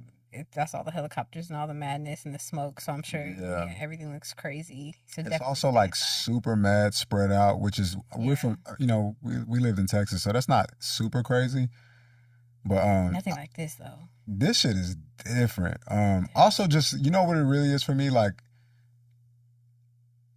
just I'm on the street, I'm walking, I'm driving. I don't like the shit that I see. You know what I mean? I almost feel like a lot of the buildings look really like outdated and just look really left behind kind of to me. You know what I mean? And I just be like, nigga, I could just live in Texas. It's because you're used to that plain old Richardson clean ass. No. Oh yeah, you're in New York. Okay, sorry, you're in New York. No, not even that. Because like when I was in Dallas, I wasn't in no fucking Plano or no Richardson. You know what I mean? But shit in Dallas is not run down like that. I mean, South Dallas a little bit, but like it's. Yeah. You're not gonna see too much of that. Yeah. Of what you see just here in general in Dallas. Yeah, exactly. And if I was gonna deal with that, I could just stay in Dallas. You know what I mean? That is valid. I could just stay in Dallas. There's a lot of dingy parts of LA, and then there's like nice pockets. It's just so many pockets. I've recently got into my Malibu bag. Oh yeah, I've heard great things about Malibu, San Diego. I've heard great things about those places. Yeah, I heard San Diego's not too far. The Bay though, the Bay is it for me. I've been once. Love it. Been once. It was wild. It was wild. It was All-Star Weekend, a week. Oh shit! You just went then. No. Oh no! I'm thinking of something else. That was in February. I'm thinking of something else. All-Star Weekend. Anyway, go ahead. Yeah, I think it was in February. And people walk outside like with their dicks out, just having like me. You are talking right now and like butt ass naked, just having a conversation like on the sidewalk. But hold on. I done seen some crazy homeless activity in LA. Okay, but like crazy. What's going on? The Fenty Lean? Nah, nigga. Like one time, last time I was here, I was using GPS trying to figure out where I was going. So I'm walking, I'm getting ready to cross the street. It's two homeless niggas. They pulling something out their pockets, getting ready to do something with drug paraphernalia. I'm like, okay, not my business. I go across the street, realize, oh, I'm going the wrong way. I come back across the street, the nigga's dead. Yo. Oh, in a few seconds? Bro, the nigga was, let me tell you something. Nigga was on the ground and his mans was trying to wake him up while robbing him at the same time. He was we love that. Around here. Like, what the fuck? Something had to be done. What did you want him to do? He gonna die, you know what I mean? Yeah, might as well. It's a dog-eat-dog world. Like, especially in the city, niggas have to survive. Something about poverty just feels better in New York. What? You don't like our crackheads? No, it does. Like, cause you know what? Again, the way LA is marketed, like poverty doesn't feel right. Even looking at it, it's like it's sunshine. It's like models, homeless Botox. people on the beach, like having a time. Yeah. But in New York, it's like, well, everything's dirty. You know what I mean? So it's like it's like a part of the aesthetic, like the grunge. You know what I mean? Yeah, I guess you're right. It is offsetting here, but it's the crackheads are everywhere. But the Bay Area definitely got some. It's some shit too there for sure. Dallas got way more homeless people now. Really? Nigga, last time I was there, I was like, what the fuck is going on? I was downtown running around on foot, and I was like, it's heavy homeless niggas. Like, where the fuck? I don't like this. How often do you go back? Not, man. This is the longest time I've been away from home, and I hate it. I think I've been away for over a year now. Straight. And I used to go, I was doing pretty good, at least coming 3 times a year. Oh, damn. Yeah. At least 3 times a year. I did once. Once? Bro, I love being in Dallas, bro. I love it. Yeah, you was your sister, your grandma, your mama. Yeah, and just the friends, like Romy and them. But now it's like every time I go back to Dallas, everything looks different. And it's... Does it? I haven't gone like out and like seen what the city's like. Everything has changed. I was a Kmore... not Uptown, Deep Ellum, Kmore. Whenever he was DJing, that's where I would go. He in New York now. Yeah. Everything's changed. Everything. So where do people go out now? I don't know. Damn. I don't know, but like there are places I used to love to go to eat. They don't exist anymore. There's new apartments. There's new buildings. There's different looking street. Like everything is just like when I tell you. The people are moving into Dallas and taking over aggressive. These niggas is not playing. They are not fucking around. The price is going up. Man, shit is crazy. But anyway, I'm thinking maybe don't compare it here. What y'all paying out there for a 1-bedroom in New York? Cause I'm out here like all I can think about is in Texas. This would be a mansion every time I'm paying rent. What I pay in rent in New York City? I could have a 2-3 bedroom. Isn't that crazy? I gotta have a house. I have a front yard, backyard. No bullshit. Easy. Gated community type shit. No bullshit. Yeah. We are... And the taxes out here is crazy too. Don't talk to me about... Don't even... I'm just bleep that out. Because I owe the IRS for sure. You know what I mean? So... They gonna get their bread when I get their bread. When I get it, you'll get it. Do you hear me? They'll get it. Don't worry. They'll get it. They gotta come up there and get it. They gonna come get it. They'll get their bread. Yeah, for sure. I hate that. Yeah, I hate being don't you hate being a creative? You gotta do your taxes, huh? Yeah, that's why. If it wasn't for the fact that I actually owe them bread, I would love to talk about that, but I don't even keep that away from me. Cut that out. Cut that out. That was a big part of like Ali building the platform. Was like he didn't know he had to do his taxes for so long. So the platform we have, like, it generates your tax forms for you if you run all your business through it. Mm-hmm. And so it was a big thing for him because creatives, they just be working, hustling. It's like, I had to put money aside for this? Oh, didn't know. Yeah. It's hard to put money aside for taxes when you need the bulk of that money to stay there. Right. And the thing is, like, the amount of money that I make right now is a good amount of money, but I have to be in New York to make it. Dang. You know what I mean? That's the whole part of me creating this podcast and really trying to double down on building my personal brand so that I could do it wherever the fuck I go. So me and you could be, you in Tokyo, so am I. You know what I mean? And then we do this again. We got even more shit to say then. You know what I mean? That's and then nice. And then it gets monetized, and then the people that follow me now support you. You know what I mean? The people that support you, cross-pollinate. You know what I mean? Right. So, like, getting to that point because like it can't stay like this, and to the point where it's like, okay, the amount of money is cool, but like you got to pay them taxes though, and you got to pay that rent. You got to do both, nigga. That's why I be telling them, don't move here. Like if you're not ready for it, do not move. Stay, figure it out. Like yeah, it took. I had to make sure everything made sense. It had to make sense. Like there's no jumping into like, or at least like even though it looked crazy, like I had to jump logically. Like yes, I have a couch, but like what are we gonna do about our car? What are we gonna do about food? What are we gonna do about like just day-to-day life? Well, wherever I go next, it'll be a logical jump. That I promise you. My out the window days. New York is not home. I think it'll be home for the rest of my life. Like I said, I became a man there, so I have this relationship to it that just cannot go away. You know what I mean? Because like the shit that I went through in New York, man, survivor, big dog status, like. Dang. Could be a movie made. So many movies can be made based off of my experiences in New York. So New York is here to stay in my life for the rest of my life, for sure. Will I live there like forever? I don't know. Like I think that I'm probably gonna be having children within the next 3 years. Oh shit. So with that being said, it's like, okay, well, I don't think that it's not New York though. Wait, so if you have to have kids in 3 years, that means are you gonna get married first? Yeah. You're gonna do it right? Mm-hmm. Okay, so who as a man, you gotta pay for all that. Yeah. So does that mean you're going to keep chasing this thing? Of course. I mean or are you gonna pivot? No, I'm not pivoting. The money's coming for sure. I know the money's coming.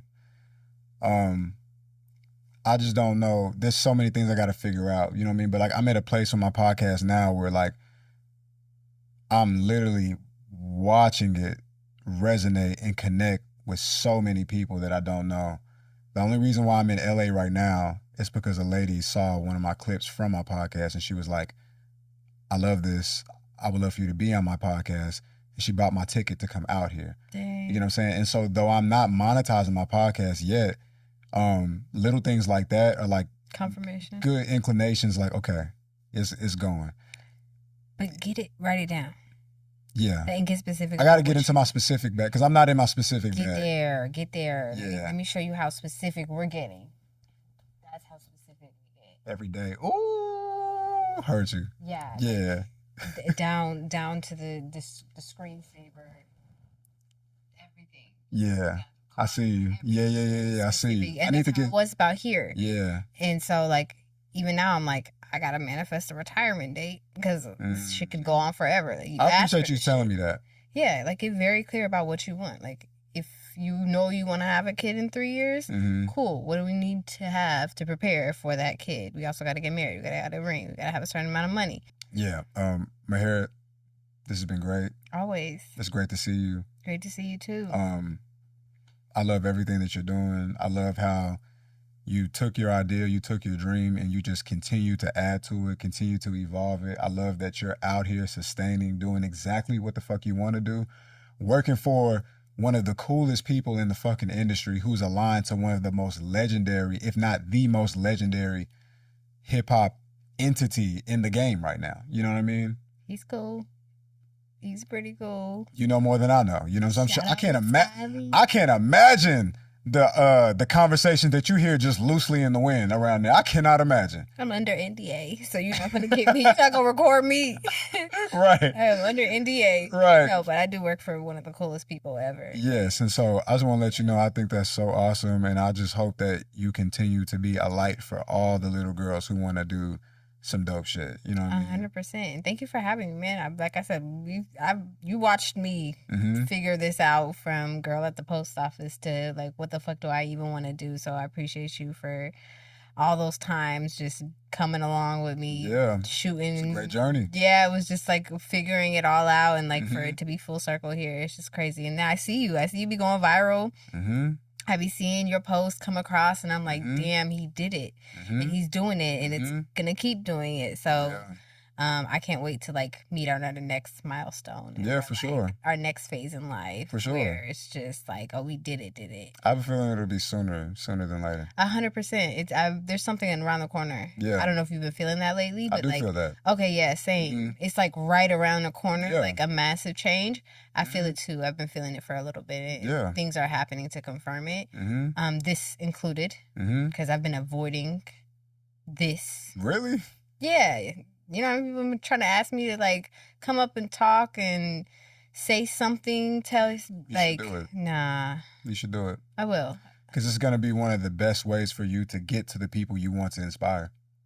I'm just such a one-on-one person, and it's such a deep conversation. Yeah.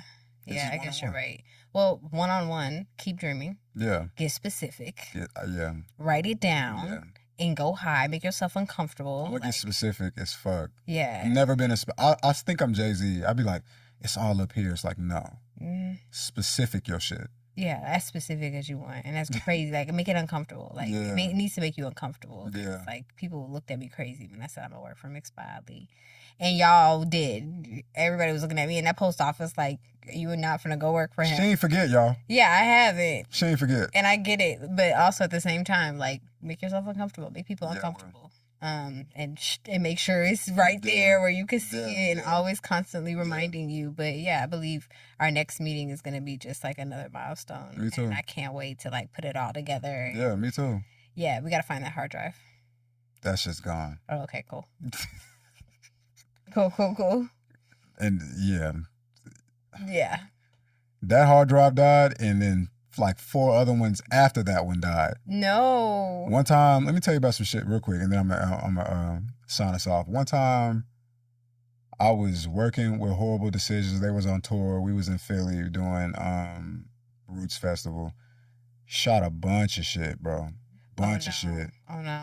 Hard drive died. Oh no. They needed that footage though. I went to go get that hard drive. I went to go get like a quote on how much it would cost to get it fixed.